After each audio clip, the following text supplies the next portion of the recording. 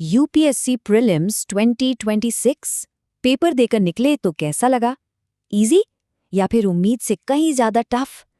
क्या इस बार cut off 95 cross करेगी या फिर एक बहुत बड़ा सरप्राइज हमारा इंतजार कर रहा है?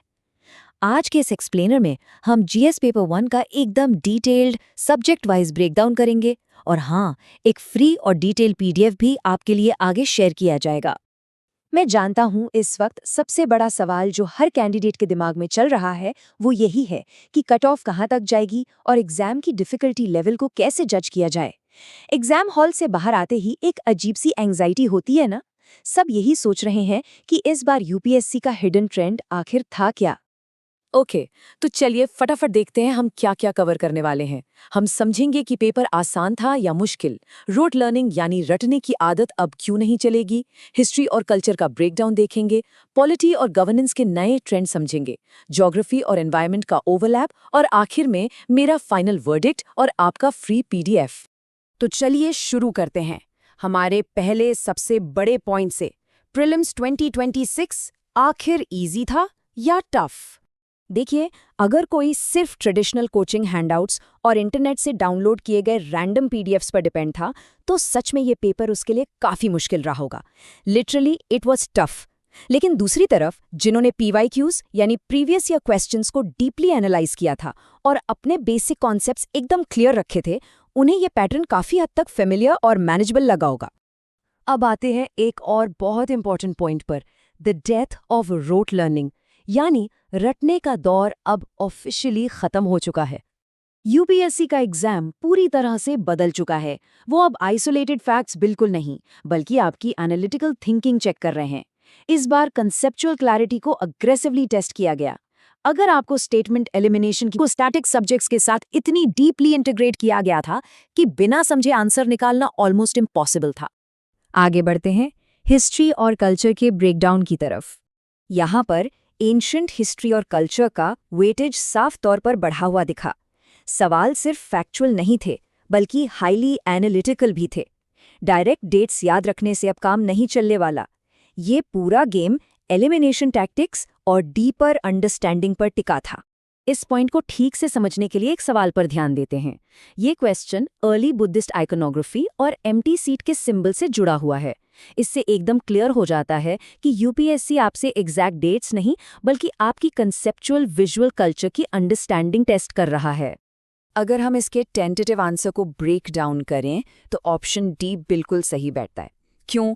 क्योंकि अर्ली बुद्धिस्ट आर्ट में एम्प्टी थ्रोन, फुटप्रिंट्स या बोधि ट्री जैसे सिंबल्स यूज होते थे। ये सिंबल्स डायरेक्टली किसी ह्यूमन फिगर को नहीं दिखाते, बल्कि बुद्धा की आइकॉनिक प्रेजेंस को दर्शाते हैं। ये कोर कॉन्सेप्ट समझे बिना इस सवाल को सॉल्व करना सच में बहुत ट्रिकी था। अब बात करते हैं हमारे चौथे सेक्शन की, पॉलिटी और गवर्नेंस के ट्रेंड्स। पॉलिटी का ओवरऑल डिफिकल्टी लेवल हम मॉडरेट कह सकते हैं। फोकस वही था, कॉन्स्टिट्यूशन, गवर्नेंस, नए एक्ट्स और इम्पॉर्टेंट इंस्टीट्यूशंस पर। लेकिन एक बहुत बड़ा कैच है यहाँ। सिर्फ स्टैंडर्ड बुक्स जैसे कि लक्ष्मीकांत पढ़ लेना अब काफ़ी नहीं है। जब तक आप उन स्टैटिक कॉन्सेप्ट्स को रीसेंट करंट अफेयर्स के साथ लिंक नहीं करते, तब तक ऐसे क्वेश्चंस टैकल नहीं होंगे।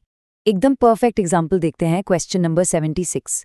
ये डायरेक्टली आपके एथिक्स और पब्लिक एडमिनिस्ट्रेशन को प्रैक्टिकल लेवल पर टेस्ट कर रहा है।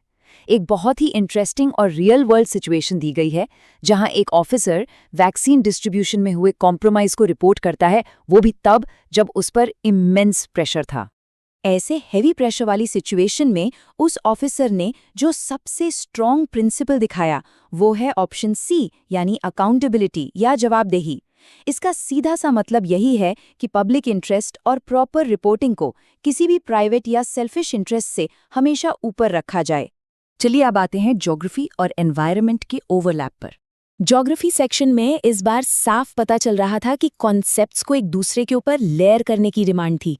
मैप्स, रिवर्स और क्लाइमेट का बहुत ही डीप कंसेप्चुअल यूज दिखा।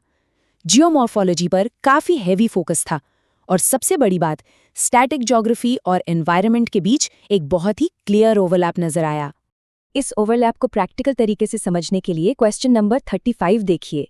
इससे समझ आता है कि एग्जाम में अब सिर्फ एग्जैक्ट लोकेशन याद रखने से काम नहीं चलेगा, बल्कि अलग अलग ज्योग्राफिकल क्लूज को एक पजल की तरह जोड़ने की जरूरत होती है। तो पॉइंट ये है कि आपको क्लूज कनेक्ट करने थे। पहला एंटीसीडेंट ड्रेनेज, दूसरा तिब्बत का ओरिजिन और तीसरा इंपॉर्टेंट हिमालयन ट्रिब्यूटरीज। जैसे ही आप इन तीनों पीसेस को एक साथ कंबाइन करते हैं, बाकी सारे ऑप्शंस खुद ब खुद एलिमिनेट हो जाते हैं और आंसर सीधा आपको तीस्ता रिवर पर ले जाता है, यानी ऑप्शन डी।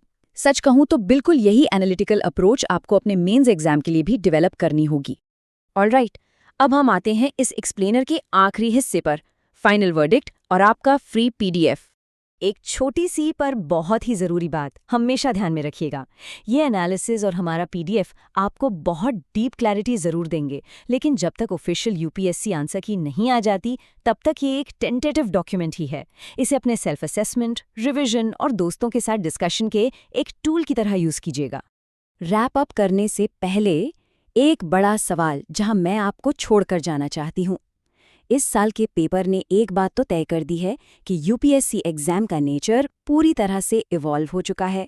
तो क्या आने वाले अटेम्प्ट्स के लिए हमारी प्रिपरेशन स्ट्रैटेजीज रोट लर्निंग से आगे बढ़कर कंसेप्चुअल मास्टरी की तरफ तेजी से अडैप्ट हो रही हैं? ये अकेले में बैठकर जरूर सोचिएगा। और हाँ, जैसा मैंने शुरू में प्रॉमिस किया था, इस पूरे पेपर का एकदम डिटेल्ड सब्जेक्ट वाइज ब्रेकडाउन, पूरे 100 क्वेश्चंस की टेंटेटिव आंसर की और हर एक आंसर के पीछे का लॉजिक और रैशनल, ये सब कुछ एक सिंगल पीडीएफ में कंपाइल कर दिया गया है। ये फ्री पीडीएफ आपके लिए डायरेक्टली डिस्क्रिप्शन बॉक्स में अवेलेबल है। अभी लिंक पर क्लिक कीजिए, इसे डाउनलोड कीजिए और इस पेपर में अपने परफॉर्मेंस को एकदम डीप लेवल पर एनालाइज कीजिए।